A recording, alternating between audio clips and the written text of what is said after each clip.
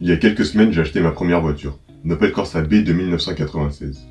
Lors de la vente, l'ancien propriétaire m'a dit que les mâchoires de frein étaient usées et devaient être remplacées. Je pouvais donc aller voir soit un garagiste qui m'aurait fait la réparation à un certain prix, ou alors essayer de les faire moi-même. Et c'est la deuxième option que j'ai choisie. Le problème, c'est que je n'ai aucune compétence en mécanique. Il va donc falloir que j'apprenne tout sur le tas. J'ai donc commencé par me renseigner un maximum sur le sujet. J'ai regardé des vidéos, j'ai regardé des forums, j'ai lu quelques articles. Et il en ressortissait que ce n'était pas trop compliqué à réaliser. En tout cas, je crois. Ensuite, j'ai pu commencer directement les travaux. Ce qui était la partie la plus intéressante et à la fois la plus compliquée. Et je vous laisse regarder tout ça.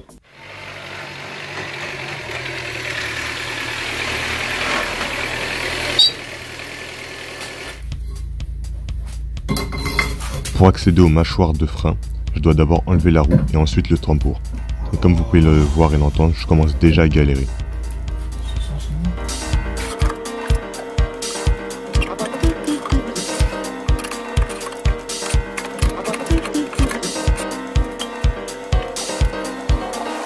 Now I'm the king of the swingers, oh, the jungle VIP. I've reached the top and had to stop, and that's what's bothering me. Je vous passe tout ça en accéléré, l'histoire d'aller plus vite. Et la seule chose à penser à faire, c'est de passer une vitesse lorsque vous levez votre voiture. Parce qu'ensuite, il faudra desserrer le frein à main. Et c'est pour éviter qu'elle roule. Ce sera embêtant de la faire tomber. Surtout s'il manque une roue. Yeah, no shit. Je découvre en même temps que vous. Du coup, voilà, une fois que la roue est enlevée, on se retrouve directement avec le tambour. Et du coup, il va falloir enlever le petit capuchon gris. Et pour ça, j'ai utilisé un tournevis, un marteau, un peu tout et n'importe quoi. Le but, c'est de l'enlever. Oh. Faut que j'arrive à enlever le tambour. Mais je vois pas comment. Bon, là, je fais n'importe quoi parce que j'essaye d'enlever le tambour déjà à main nue. Et en plus de ça, j'ai pas desserré le boulon. Enfin, j'ai pas enlevé le boulon qui serre et qui le retient. Du coup, je risque pas d'y arriver. Ensuite, j'ai galéré vraiment pendant un petit moment. J'avais pas compris qu'il fallait l'enlever. Et là, je fais vraiment n'importe quoi parce que j'essaye de taper sur le boulon. Je comprends toujours pas pourquoi j'ai fait ça, mais je l'ai fait. Bref. Ensuite, finalement, j'ai fini par comprendre qu'il fallait l'enlever avec une clé à molette qui est juste là. Donc une fois que j'ai retiré le boulon, je peux enfin enlever le tambour. À l'intérieur, on a une rondelle et un roulement. Là, ça va être une partie qui est très longue, donc je mets tout ça en accéléré. C'était compliqué à enlever parce que les mâchoires étaient trop serrées sur le tambour. Donc j'ai pris une lime, j'ai fait le tour plusieurs fois et je l'ai délogé petit à petit. Donc je vous montre tout ça en accéléré. Now I'm the king of the swingers, oh, the jungle VIP. I've reached the top and had to stop, and that's what's bothering me. I wanna be a man cub, and stroll right into town, and be just like the other men.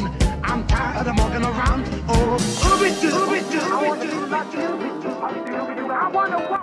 j'ai galéré de ouf, mais j'ai réussi. Et c'est dégueulasse.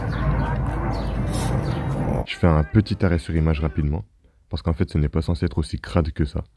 Les cylindres de roue, la pièce que je touche avec mon tournevis, fuit. Et du coup elle sera à remplacer. Ça fait que j'aurai deux pièces à remplacer, les mâchoires de frein et les cylindres de roue. Et par la même occasion, vu que je vais devoir changer les cylindres de roue, je vais devoir aussi purger le circuit de frein. Et ça c'est notre galère. Et le truc.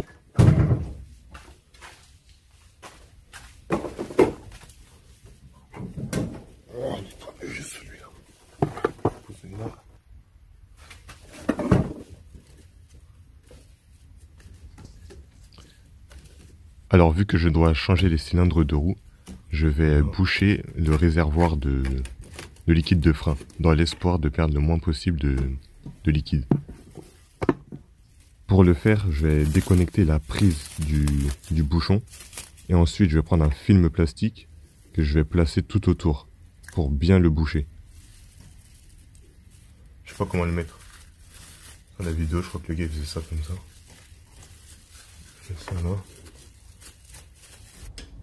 Ensuite, je déconnecte le tuyau qui est relié au fameux cylindre c'est lui qui transporte tout le liquide. En tout cas, c'est dans celui-là que le liquide est contenu. Et voilà, bon là j'ai bien galéré. J'ai mis un seau en dessous pour récupérer le plus possible de liquide pour éviter que ça tombe par terre. Après plein de petites complications, j'ai enfin réussi à réparer ma première roue. Mais j'ai pas pu filmer, je me suis plus focalisé sur la roue. Mais c'est pas grave, je vous ai filmé la deuxième roue. Cette fois j'ai tout filmé et je vous laisse regarder ça. Donc du coup je vous remontre tout.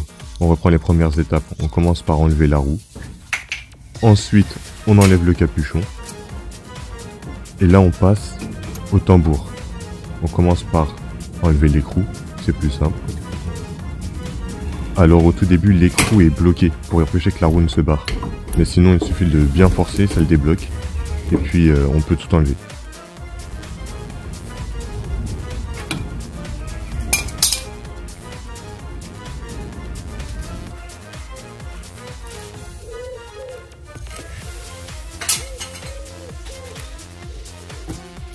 Voici l'étape de l'extraction du tambour. Du coup, sur un forum, j'ai vu une technique qui facilitait. Au mieux de me galérer avec une lime comme la première fois, je pouvais simplement replacer la roue, la refixer, et ensuite tirer sur la roue. Et c'est ce que j'ai fait et ça a bien fonctionné.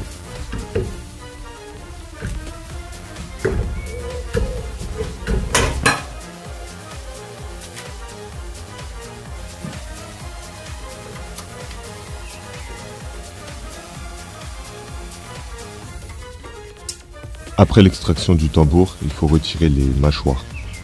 Du coup, on a deux petits ressorts au niveau des deux mâchoires, des deux garnitures. C'est ça qu'il faut enlever. C'est pas compliqué, mais c'est pas simple non plus. Il faut avoir la technique, il faut avoir le coup de main.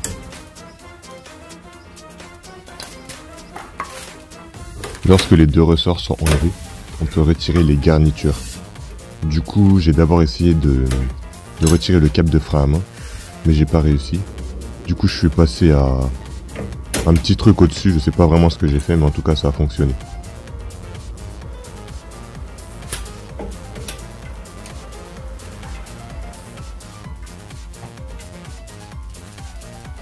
Une fois que tout est enlevé, on peut passer au nettoyage du plateau. Là je mets du nettoyant frein, ensuite je le brosse avec une brosse en cuivre, histoire que ce soit un petit peu plus propre.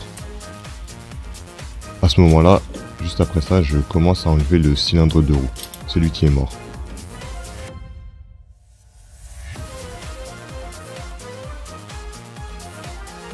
À l'arrière du cylindre, on a deux choses.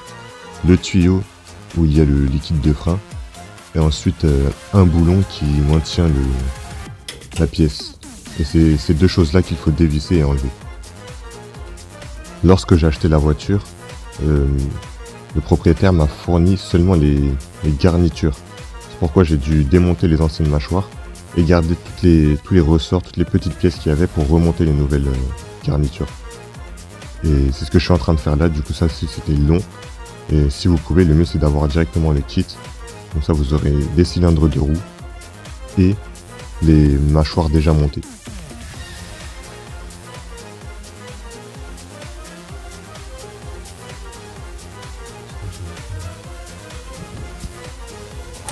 Ensuite, on vient mettre le nouveau cylindre. Vu que je me suis fait pigeonner, j'en ai eu pour une trentaine d'euros, alors que j'aurais pu l'avoir pour seulement 15 euros. Mais bon.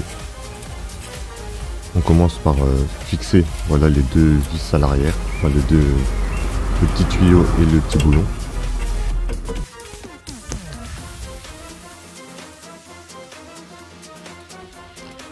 Et du coup, je vous montre tout ça en accéléré. C'est la partie où tu remets les mâchoires de frein qui sont montées et qui sont neuves avec le nouveau cylindre de roue. Donc on replace le câble de frein à main sur le crochet gris. Et l'important c'est de bien mettre les extrémités des mâchoires sur les extrémités du cylindre, les parties métalliques du cylindre. Faut bien tout fixer. Ensuite on remet les petits ressorts, on les remet au bon endroit. Et voilà, c'est la fin de l'étape.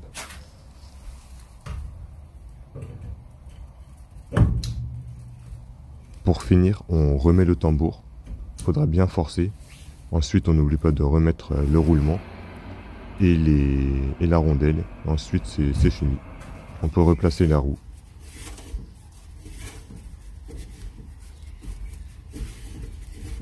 Une fois que tout est fini, là je voulais pas montrer dans la vidéo, mais il faut purger le circuit de frein. Là j'ai oublié de vous le filmer, du coup j'ai pas pu le mettre. Mais sinon voilà, c'est tout.